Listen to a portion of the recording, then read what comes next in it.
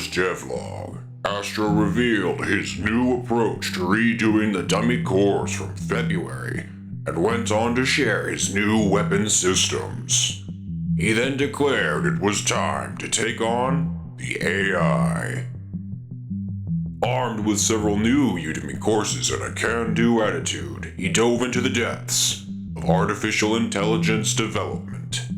How is he faring against this historically troubling subject matter? Time to find out. Now playing entry number 5.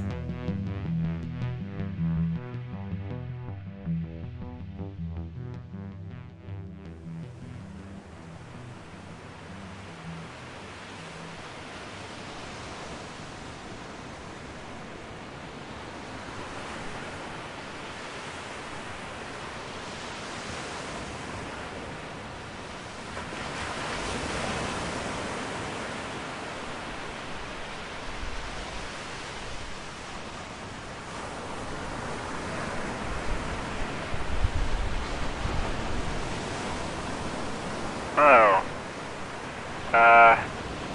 Hey. My name is Astro-Drifter, and, it's been a while. Sorry about that. I'd like to tell you about this thing called Burnout. No, not those sick games from the PS2 era. I mean mental burnout. Burnout is when you feel like there's too much to do, but have no desire to do any of it.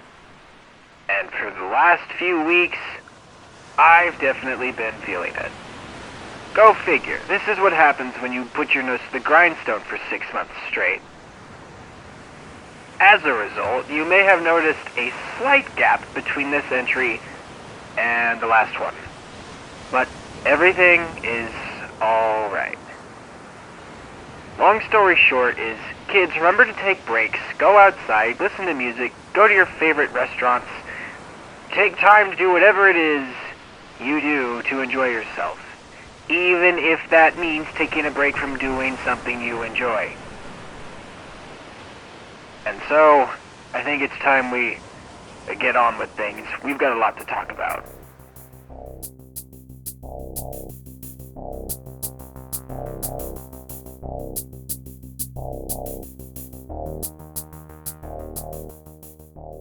I started the AI courses from H3D that I mentioned in the last entry, but I ran into some issues. Not at any fault of the courses themselves, I think, but I started out struggling to conceptualize the subject matter. You see, game AI is tough, but it's also not. Sometimes. Yeah, that about sums it all up. There's more than one way to make an AI. You could use what's called state machine, where the AI bounces between a whole bunch of preset states of being. There's what's called goal-oriented action planning, also known as GOAP, which is super complicated, but it boils down to a system where the AI has a goal and has a set number of actions it can take in order to reach said goal. And then you get to my personal choice for building an AI, a behavior tree. Have you ever heard of the butterfly effect? A behavior tree sort of works off the same kind of cause and effect nature. Basically, if a certain thing happens in the game, the AI will move down a behavior path and continue to move down said path until it can no longer do so. For example, our friend here wants to collect this random object over here. A tree for this would look something like this. First, we have to find the object. Then, we have to move to the object. Next, we have to detect if the object is within reach. Finally, we can pick up a random object. If we can't find the object, then none of this happens, and the AI doesn't do anything. This is what a behavior tree looks like. I think. Here's the thing. This is all conceptual by this point. That means that things are either as simple or as complex as you make them. It gets very messy very quickly. It's like a giant bubbling brain soup.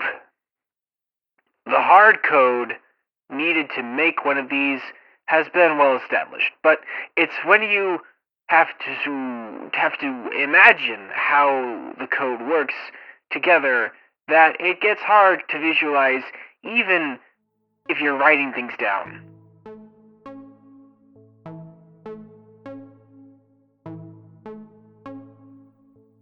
So, on the whole, how is it going?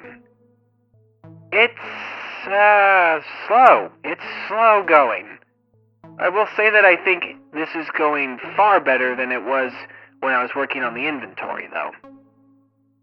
I knew walking into this that it was going to be a struggle, and I think that mental prep has allowed me to pace myself through this, but it's still a lot of work. Or rather, it was. You see, I got a little sick, like physically sick. Lost my voice and everything, which is why, or at least one of the main reasons why it's taken so long to get this new log up. And of course, also, Burnout. Suffice to say, I've lost interest in coding. At this point, working on these scripts just feels like torture. It's very hard to continue to sit down and do. So, instead,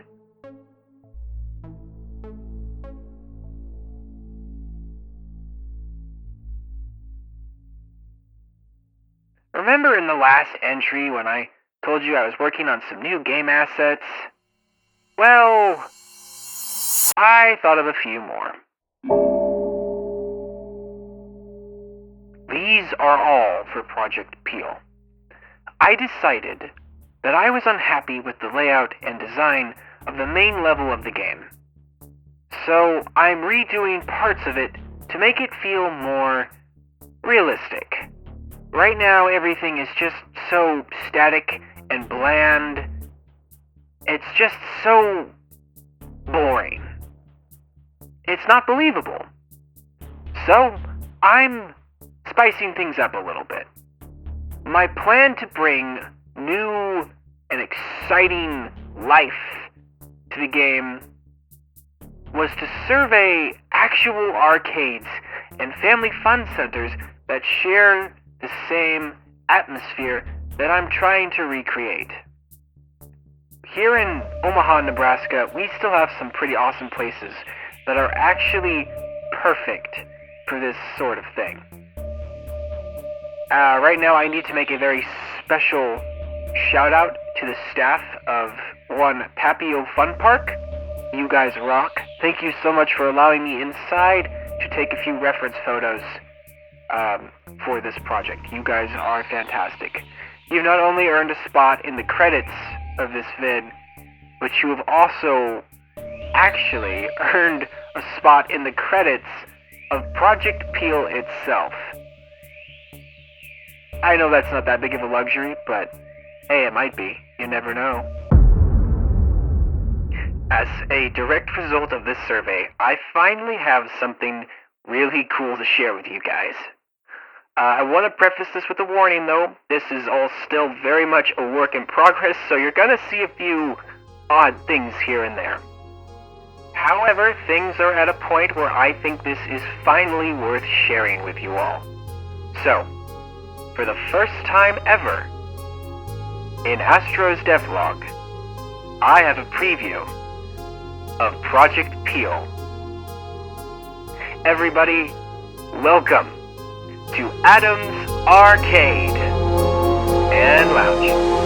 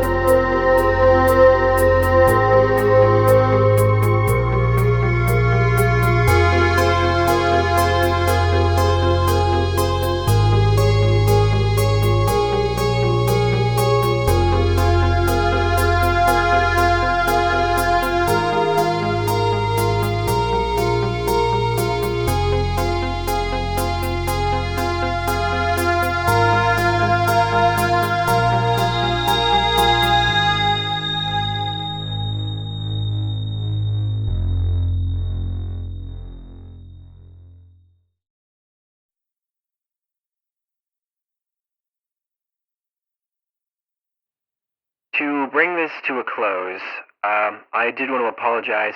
I'm sorry this one's so short, but I'm still working through the AI courses, and it's a lot of work. So we expected this, though. We expected the AI to be a little more difficult than things in the past.